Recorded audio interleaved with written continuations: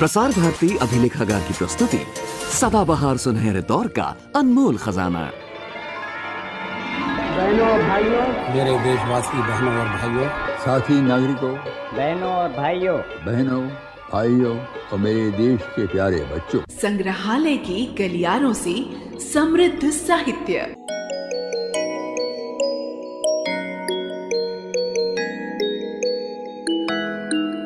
जाने माने साहित्यकार विष्णु प्रभाकर को विष्णु दयाल नाम से भी जाना जाता था। उनके पिता का नाम दुर्गा प्रसाद था, जो धार्मिक विचारधारा वाले व्यक्तित्व के धनी थे। प्रभाकर जी की माताजी महादेवी पढ़ी लिखी महिला थी, जिन्होंने अपने समय में पर्दा प्रथा का घोर विरोध किया था। विष्णु प्रभाकर जी ने कहानी, उपन्यास, नाटक, जीवनी, निबंध, एकांकी, यात्रा वृतांत और कविता आदि प्रमुख विधाओं में अपनी बहुमूल्य रचनाएं की हैं। प्रभाकर जी ने आकाशवाणी, दूरदर्शन, पत्र पत्रिकाओं और प्रकाशन संबंधी मीडिया के प्रत्येक क्षेत्र में ख्याति प्राप्त की थी। देश विदेश की अनेक यात्राएं करने वाले विष्णु जी जीवन पर्यंत पूर्णकालिक रचनाकार के रूप में साहित्य साधना में लीन रहे थे। उनकी कुछ रचनाओं में ढलती रात, अर्धनारीश्वर, धरती अब भी घूम रही है, प्रकाश और परछाइयां, क्षमादान, दो मित्र और 12 एकाकी भी शामिल हैं। विष्णु प्रभाकर जी को पद्म भूषण, साहित्य अकादमी पुरस्कार, पाब्लो नेरूदा सम्मान, सोवियत लैंड नेहरू पुरस्कार, शलाका सम्मान और मूर्ति देवी पुरस्कार से सम्मानित किया गया था। आइए सुनते हैं विष्णु प्रभाकर कृत नाटक युगे युगे क्रांति का संपादित संस्करण।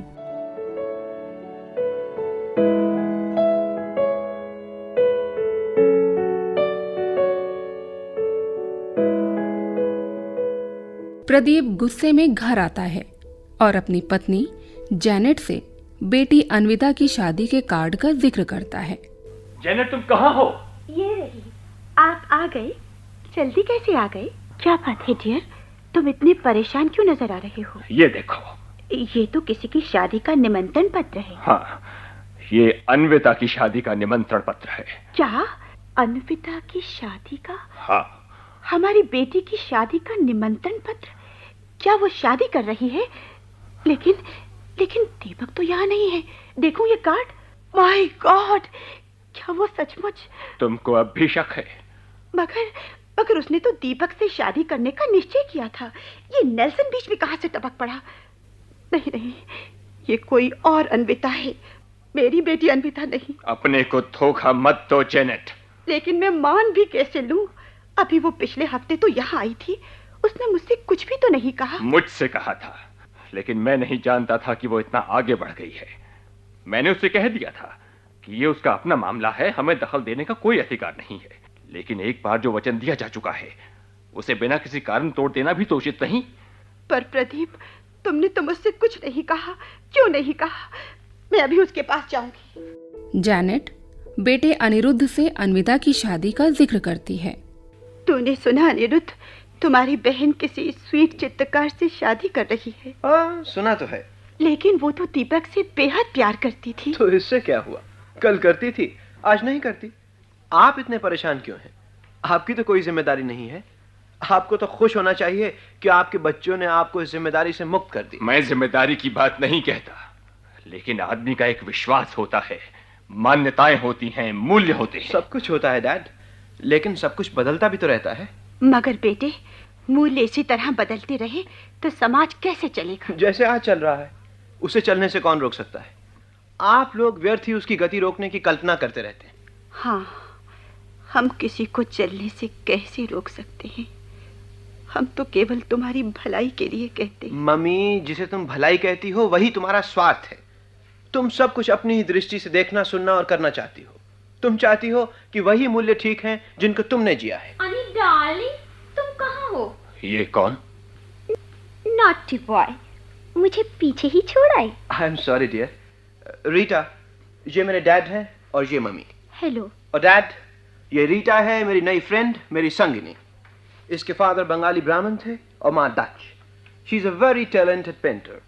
नेल्सन को इसी ने तो अन्विता से इंट्रोड्यूस कराया था। इसके चित्रों की एग्जीबिशन तो आपने देखी होगी।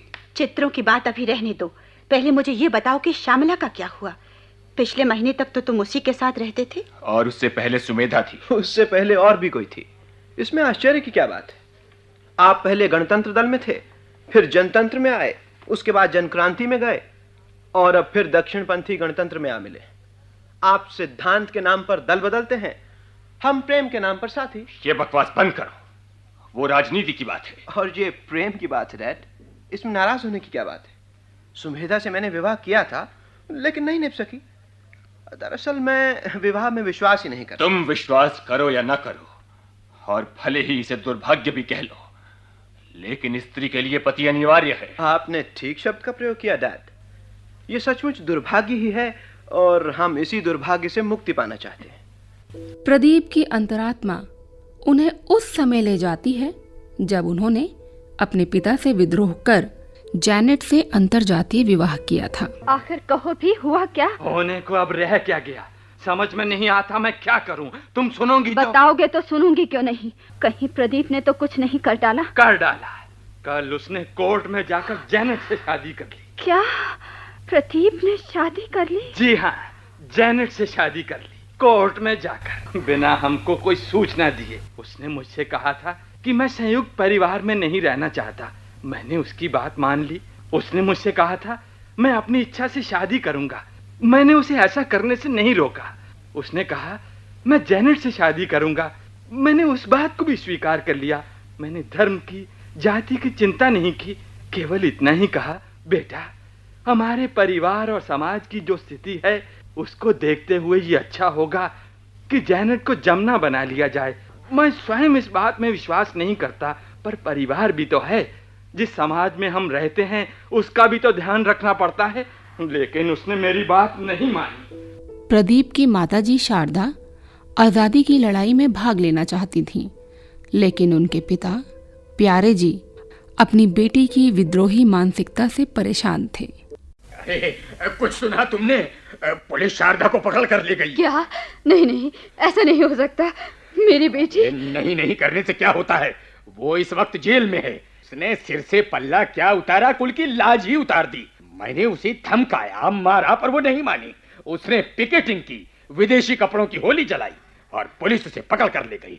ओह बेशर्म, निर्लज्ज कहीं की। हे भगवान, अब क्या होगा? समाज में कैसे मुंह दिखाएंगे?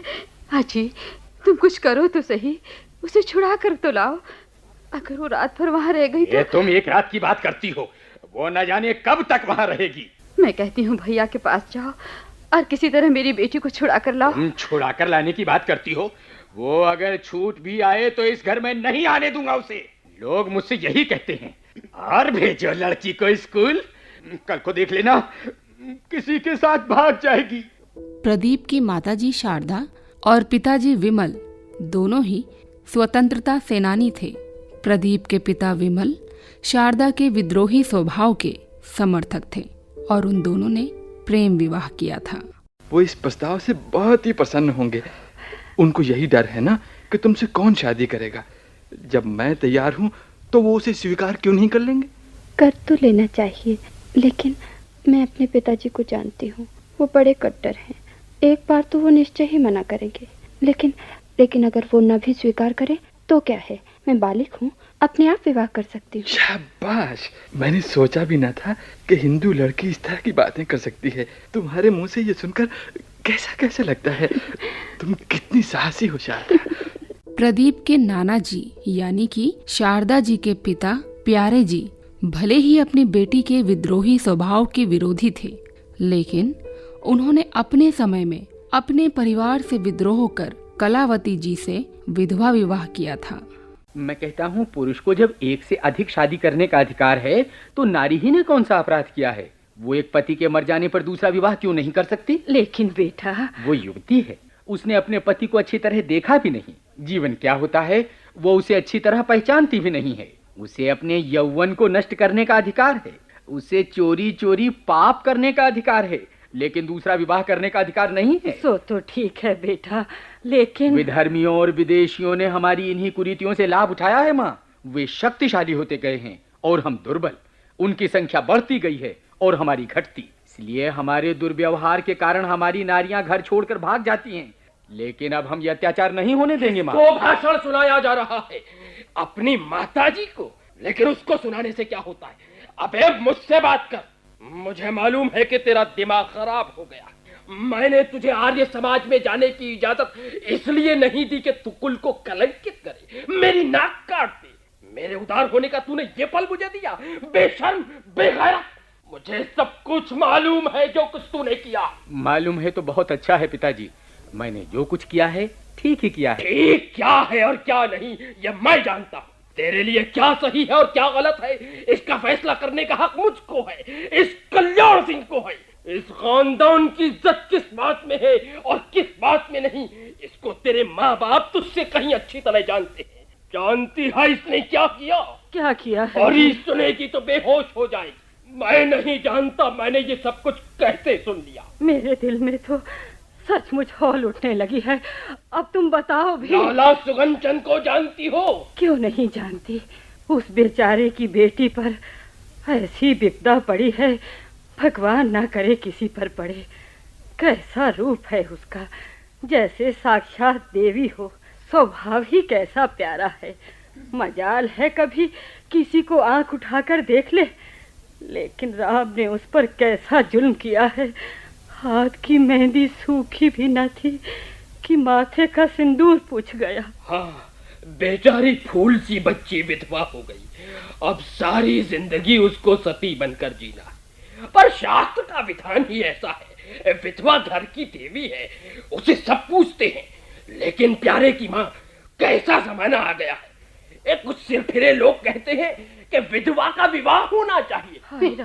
पापी लंपट शास्त्र की बात लांघना चाहते हैं, धर्म को भ्रष्ट करना चाहते हैं। और ये तुम्हारा लाडला बेटा भी उन्हीं में जा मिला है प्यारे की माँ। कानों में रुई देकर जोर जोर से चिल्लाता है कि हमारा धर्म भ्रष्ट हो रहा है, हम नष्ट हो रहे हैं, हम मिट रहे हैं। इतना ही होता प्यारे की माँ तो मैं चुप रहता।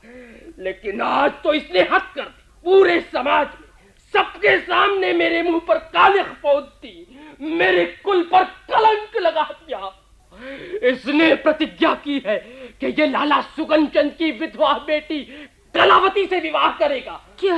हाँ, पूछ नहीं कि इसने प्रतिज्ञा। पूछने की जरूरत नहीं, मैंने प्रतिज्ञा की है माँ, और मैं उसका पालन करूंगा। नहीं नहीं नहीं, ये नहीं हो सकता। तू ऐसा नहीं कर सकता बेटा, कभी ऐसा नहीं कर सकता। जोश में आकर तूने ऐसा कह दिया होगा। मैंने जोश में आकर नहीं, होश में आकर ही ऐसा कहा है। तूने होश में आकर किया है या जोश में आकर किया है, लेकिन मैं ऐसा नहीं होने दूंगा। मैं तेरे हाथ पांव तोड़ दूंगा। आप मेरे प्राण भी ले सकते हैं पिताजी, लेकिन मेरी प्रतिज्ञा को नहीं तोड़वा सकते।